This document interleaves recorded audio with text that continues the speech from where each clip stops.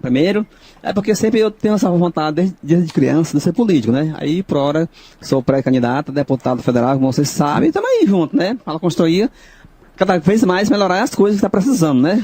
Desde criança, né? Desde criança que eu gostei de muitas coisas, né? Desde criança Sei. que eu tenho...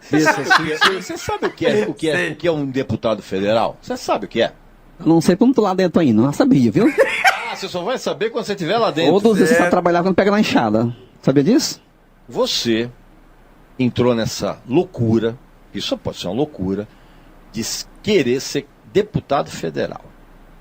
E não sei se você sabe, mas para você ser deputado federal, aliás, para você entrar numa eleição, você precisa dizer qual é a tua plataforma, o que você vai fazer. E aí você vem aqui e fala que não, tá tudo em off. Que história é essa, mano? Tá tudo em Agora ordem. não é hora de eu falar ainda. Vai chegar a hora e o dia de eu falar. Ó, agora eu não posso falar ainda. Você disse que é uma loucura. plataforma em segredo. segredo. Segredo. Você disse que é uma loucura, então... Sabe o que é